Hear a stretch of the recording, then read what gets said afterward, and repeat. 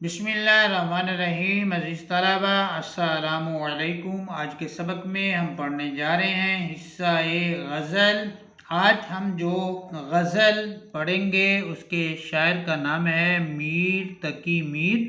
तो आइए आज के सबक का आगाज़ करते हैं। अज़ीज़ तलबा, मीर तकी मीर की जो गज़ल है उसका मतलब है हस्ती अपनी हबाब की सी है, ये नुमाइश शराब की सी है। इसमें जो मुश्किल अल्फाज हैं मतलब कि हस्ती के मानी वजूद के हैं, ज़िंदगी के हैं, और हबाब के मानी जो है वो बुलबुले के हैं। ये जो पानी के ऊपर बुलबुला नमूदार होता है इसको हबाब कहते हैं। और कीसी जो है ये हरूफ तशबीह है और है जो है ये फ़िल नाकिस है। ये नुमाइश, ये जो है ये इसमें इशारा भी है। नुमाइश जो है वो दिखावे को कहते हैं, शराब जो है वो धोखा है, धोखे को कहते हैं, और किसी फिर हरूफ तशबीह है और है फिर नाकिस है। तो अज़ीज़ तलबा, इस गज़ल के मतलब में मीर तकी मीर एक मुसले की तरह, एक इस्लाह करने वाले की तरह, एक समझाने वाले की तरह, एक रहनुमाई करने वाले की तरह हमारी रहनुमाई करते हुए दिखाई देते हैं। वो कहते हैं कि ये जो हस्ती है, इंसान की ज़िंदगी है, ये पानी के बुलबुले की तरह है। यानी कि हम पानी का बुलबुला है, एक आन में पानी के ऊपर जो है वो ज़ाहिर होता है, नमूदार होता है, हम देखते हैं, तो अगले लम्हे जो है वो पानी का बुलबुला जो है वो ख़त्म हो जाता है, बिल्कुल पानी की सतह के हमवार हो जाता है, उसके बराबर हो जाता है। इसलिए अमीर कहते हैं कि ये नुमाइश शराब की सी है। ये दुनिया की जो रौनकें हैं, दुनिया की जो गहमा गहमी है, दुनिया की जो चहल पहल है, इसकी जो खूबसूरती है, ये सब दिखावा है, ये सब धोखा है, ये सब आर्जी, नापायदार, फ़ानी, गैर मुस्तकिल जो है ये चीज़ें हैं। लिहाजा इस चीज़ को जो है वो मद्देनज़र रखें, सामने रखें। शराब धोखे को कहते हैं। अमूमन हम देखते हैं ना, हम सड़क के ऊपर जा रहे हों तो दूर गर्मियों के दिनों में धूप में जब हम दूर सड़क पर देखते हैं तो वहाँ में पानी खड़ा हुआ नज़र आता है। तो लेकिन जब हम आगे बढ़ते हैं और वहाँ पहुँचते हैं, हमारी सवारी वहाँ पहुँचती तो हम देखते हैं तो वहाँ तो पानी नहीं होता, वहाँ पर खुश्की होती है, तो वो होता है शराब। तो इसीलिए जो है वो मीर ने कहा है कि ये दुनिया भी उसी तरह एक शराब है, एक धोखा है। देखने में कुछ है और हकीकत में कुछ है। इसकी तशरीह में जो हम शेर लिखेंगे वो आप लिख लेंगे, जगह जी लगाने की दुनिया नहीं है, ये इबरत की जा है, तमाशा नहीं है। अब अजीज़ तलबा, हम आते हैं गज़ल के दूसरे शेर की तरफ। जो है उसने मतला नाज़की उसके लब की क्या कहिए, पंखड़ी एक गुलाब की सी है। अब अजीज़ तलबा, आपने एक चीज़ जो है वो ज़हन नशीन कर लेनी है, ज़हन में बिठा लेनी है कि गज़ल में और नज़्म में एक फ़र्क होता है। जो गज़ल का मौजू होता है वो मुसलसल होता है। गज़ल एक नज़्म एक उन्वान पे होती है, उसका एक मौजू होता है जिस पे मुसलसल जो है वो नज़्म जो है वो लिखी जाती है।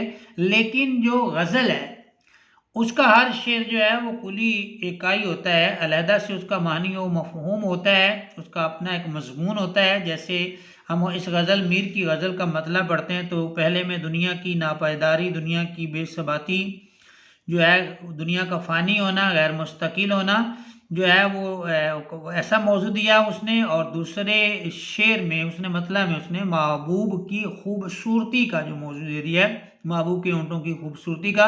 तो इसी तरह गज़ल का कोई भी शेर होता है तो उसके अंदर एक अपनी दुनिया होती है, अपना जहान जो है वो आबाद होता है, उसके अंदर अपना एक जो है वो मजमून, थीम और ख्याल जो है वो होता है। तो यहाँ पर दूसरे शेर को हम पढ़ते हैं तो इसमें वो है, नाज़की उसके लब की क्या कहिए, यानी कि महबूब के लब जो है वो नाजुक है, नरम है, मुलायम है। लब जो है वो होंठों को कहते हैं। तो वो उनके हवाले से मीर तकी मीर जब अपने महबूब के होंठों की जो है वो तारीफ़ करते हैं और कहते हैं पंखड़ी एक गुलाब की सी है। वो कहते हैं कि मैं अपने महबूब के होंठों की नज़ाकत का क्या बयान करूं, किस कदर वो नरम है, किस कदर मुलायम है, किस कदर वो नाजुक हैं। ऐसे नाजुक हैं जैसे वो जो गुलाब की पत्तियां होती हैं ना, फूल के ऊपर जो पत्तियां होती हैं उसके तरह जो है वो नरम भी हैं, मुलायम भी हैं, खूबसूरत भी हैं और रंगीन भी उन्हीं पत्तियों की तरह जो है मेरे महबूब के होंठ हैं। तो इस शेर में मीर तकी मीर ने अपने महबूब की खूबसूरती को जो है वो बयान किया है। इसकी तशरीह में हम गालिब का एक शेर जो है वो लिख लेंगे। गालिब ने भी अपने महबूब की खूबसूरती को जो है वो बयान किया है। गालिब कहते हैं ज़िक्र उस परिवश का और फिर बयां अपना। परिवश कहते हैं परियों जैसे चेहरे वाला, मानी मतलब खूबसूरत ही है। जिक्र उस परिवश का और फिर बयां अपना, बन गया रकीब आखिर था जो राज ना अपना। दूसरा शेर भी गालिब का ही है महबूब की खूबसूरती पे, और गालिब उसमें कहते हैं दिल से मिटना तेरी उंगुश्ते हिनाई का ख्याल, हो गया गोश्त से नाखून का जुदा हो जाना। दिल से मिटना तेरी उंगुश्ते हिनाई का ख्याल, हो गया गोश्त से नाखून का जुदा हो जाना। दिल से मिटना तेरी अंगुश्त, अंगुश्त कहते हैं उंगली को, और हिनाई कहते हैं उस उंगली को जिसके ऊपर मेहंदी लगी होती है। मेहंदी लगी हुई उंगली जो है, मेहंदी के जो डिज़ाइन है मेहंदी ने उसकी खूबसूरती में जो है वो इजाफा कर दिया है। और उस खूबसूरती का ख्याल जो है, उसकी खूबसूरती जो है वो गालिब कहते हैं मेरे दिल में इस कदर पेवस्त हो गई है, शायर के दिल में इस कदर जो है वो जज्ब हो गई है। वो कहता है उसको अब उसका निकलना, उसको ख़त्म करना मेरे लिए ऐसे ही मुश्किल है जैसे कि गोश्त से नाखून को जो है वो अलहदा करने में दर्द तकलीफ जो है वो महसूस होती है। तो उस ख्याल को भी दिल से निकालने में गालिब कहते हैं कि मुझे ऐसे ही दर्द या तकलीफ महसूस हो रही है। आगे महबूब की खूबसूरती पे हम बात लंबी करते जाएंगे तो बात जो है वो और भी लंबी हो जाएगी, जो है वीडियो भी लंबी हो जाएगी।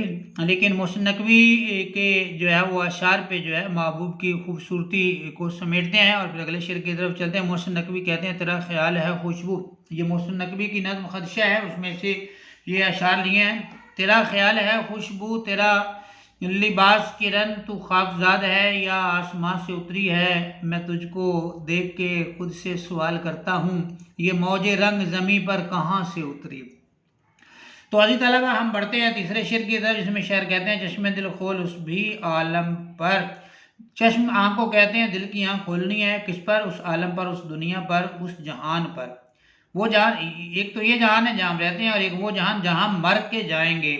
तो अब मीर तकी मीर जो उधर भी जो है वो तवज्जो दिलाते हैं, कहते हैं चश्मे दिल खोल उस भी आलम पर, यहाँ की औकात ख्वाब की सी है, यहाँ की जो वैल्यू हैसियत है म्यार है मकाम है वो एक ख्वाब की मानंद है। वैसे अब जो है वो हम सो रहे हों तो हमारी आंखें खुलें तो ख्वाब टूट जाता है, लेकिन ये ख्वाब थोड़ा सा उलट है, हम जाग रहे हैं और हमारी आंखें बंद होंगी तो ये दुनिया का ख्वाब जो है अब वो टूट जाएगा।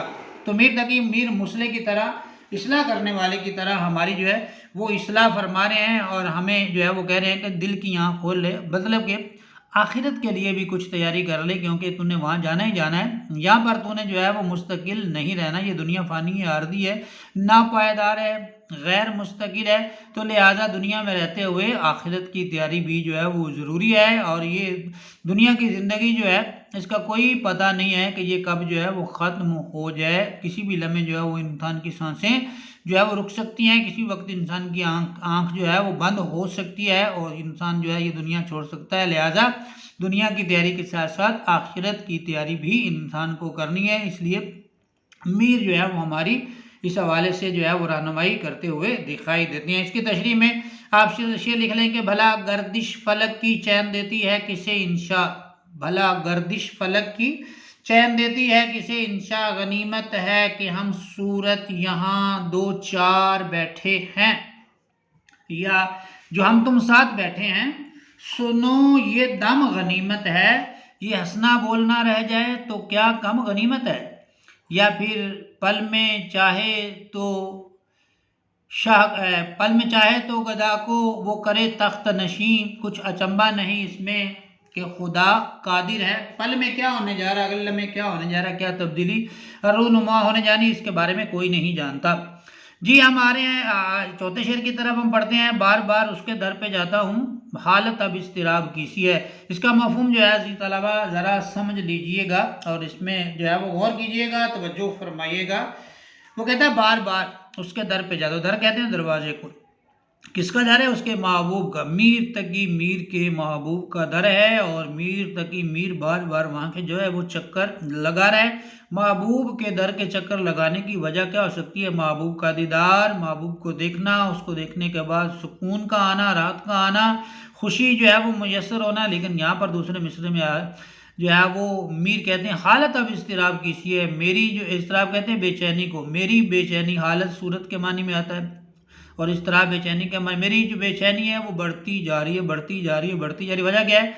बार बार मुहिब महबूब के दर पे जाता है, आशिक माशूक के दर पे जाता है, तालिब मतलूब के दर पे जाता है, मीर तकी मीर अपने महबूब के दर पे जाता है महबूब को देखने के लिए, वो चक्कर लगाता है लेकिन उसको उसे का महबूब नज़र नहीं आता, तो फिर उसकी बेचैनी बढ़ जाती है। वो दोबारा चक्कर लगाता है बेचैनी की सूरत में, लेकिन वो फिर नज़र नहीं आता, तो उसी बढ़ी हुई बेचैनी में मज़ीद इजाफा हो जाता है। वो फिर चक्कर लगाता है तो बेचैनी और भी बढ़ जाती है। तो ये मीर तकी मीर उस कैफियत को, उस हाल या उस सूरत को जो है इस शेर में बयान करते हैं कि बार बार उसके दर पे जाता, हर महबूब जो है, हर मोहिब जो है वो जब महबूब के दर का जो है वो चक्कर लगाता है या उधर जो है वो घूम घाम के आता है और महबूब नज़र नहीं आता, तो वो बेचैनी यानी कि एक तरह से उसकी जो है वो बढ़ती हुई दिखाई देती है।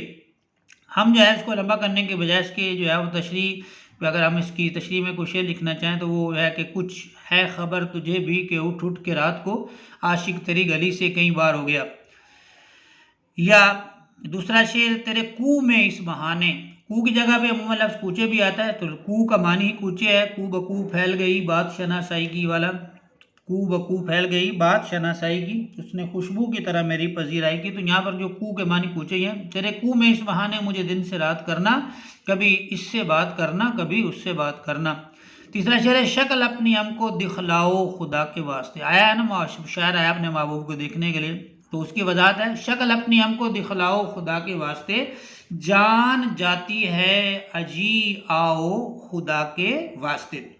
अगला शेर है, मैं जो बोला कहा कि ये आवाज़ उसी खाना ख़राब की सी है। तवज्जो कीजिएगा इसी तलबा, बड़ा ही खूबसूरत शेर है और इसमें कुछ कैफियत को जो है वो बयान किया गया, कुछ सूरत को बयान किया गया। पहला तो है आधा मिसरा आप देखें, मैं जो बोला, शायर बोलता है और उसका जवाब क्या है, कहा कि ये आवाज़, उसका महबूब ये कहता है कि ये आवाज़ उसी खाना ख़राब की सी है।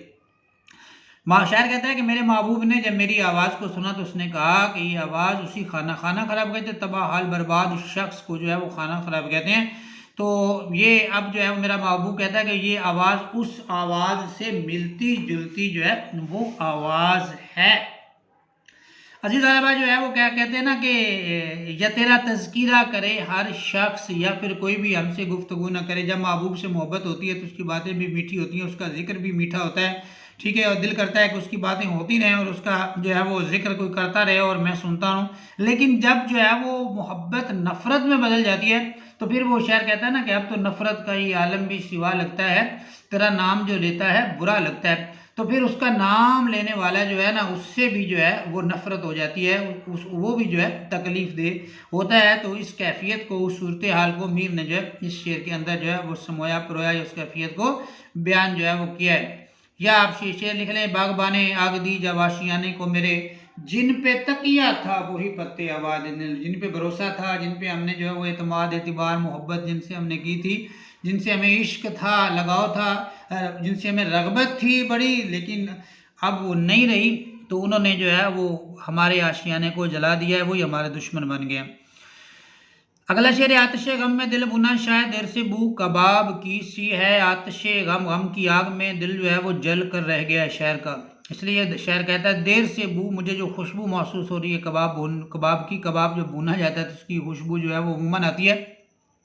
तो शायर भी कहता है कि मुझे लगता है कि गम की आग में मेरा दिल जो है वो जल गया है, इसलिए मुझे देर से कबाब के भूनने की जो है वो खुशबू महसूस हो रही है। अब उसका दिल जो है वो क्यों आतिशे गम में जला है? अब गम उसे कोई भी हो सकता है, लेकिन अगर हम जो कहें कि उसे महबूब का गम है, महबूब की जुदाई का गम है, महबूब की बेरुखी का गम है, महबूब की बेतनाई का गम है, महबूब की जो है वो लापरवाही का गम है, तो ये भी जो है वो मुमकिनात में से है। और उस गम में उसका दिल जो है वो जल कर जो है वो रह गया है, और देर से बू कबाब की सी, उसका जो है वो दिल उसको कबाब की सी खुशबू जो है वो महसूस हो रही है। शायर कहता है ना कि जंगल में कबाब भूनने की बू आ रही थी, जंगल में कबाब भूनने की बू आ रही थी, शायद किसी बुलबुल का दिल जल रहा था।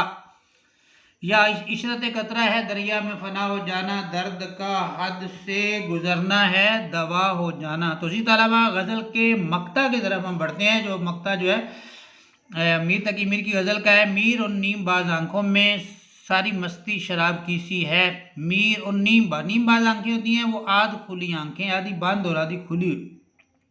सारी मस्ती शराब की सी है। जैसे एक शराबी जो है वो शराब पीता है ना, तो शराब के नशे में उसकी आंखें जो है वो बिल्कुल आधी बंद होती हैं, कभी बंद होती हैं कभी खुलती हैं, पूरी आंखें जो है वो कम खुलती हैं।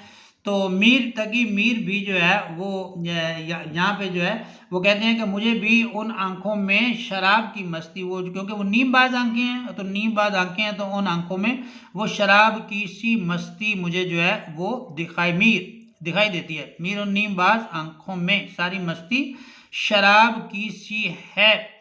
तो ज़ाहिर है यहाँ पर जो है वो हुस्न की शराब का जो है वो तज़किरा किया जा रहा है। हसीन है तो आंखें भी नीम बाज होंगी, और जो है वो हुस्न भी जो है वो शराब का ही जो है वो काम जो है वो करता है। जैसे शराब पीने के बाद शराबी मस्त हो जाता है, तो मुहिब भी अपने महबूब के हुस्न जमाल को, खूबसूरती को देखने के बाद मस्त हो जाता है। अगर हम जो है वो एक शेर देखते हैं इसकी तशरीह में इसी तरह का, तो वो कहते हैं कि कोई मेरे दिल से पूछे तेरे तीर नीम कश को, गालिब का शेर है। ये खालिश कहाँ से हो तीर नीम कश, वो तीर जो आज छोड़ा हुआ तीर है, जिनको दिल में पेवस्त हो गया, एक तो होता है ना दिल में लगा और उसको घायल करता हुआ निकल गया, वो अलहदा शेर। जब ये दिल के अंदर रह गया है, लिहाजा इसकी दर्द, इसकी खालिश जो है ये ज़्यादा है। कोई मेरे दिल से पूछे तेरे तीर नीम कश को, ये खालिश कहाँ से होती जो जिगर के पार होता। या फिर शायर कहता है ये खंजर हैं तेरी आंखें, तलवार तेरी आंखें, जिंदा ना रहने देंगी ए यार तेरी आंखें। और आंखों की खूबसूरती, आंखों की मस्ती पे जो है बैदम वारसी का शेर है कि तेग खैंची उसने और तेवर बदल कर रह गया, आज भी शौके शहादत हाथ मल कर रह गया। और एक बड़ा खूबसूरत शेर है, अगर मुझे जो है ये शेर याद आ जाए कि मुस्कुरा के जाम खाली मुझको साकी ने दिया, मुस्कुरा कर जाम खाली मुझको साकी ने दिया, मैं समझता हूँ कि सब कुछ मेरे पैमाना में है। तो ये भी बड़ा खूबसूरत शेर है। तो मीर ने अपने महबूब की मस्ती को जो है वो शराब की मस्ती खाया। तो जी तलबा इसके साथ हमारा सबक हुआ मुकम्मल। मिलते हैं अगले सबक के साथ। अल्लाह हाफिज़।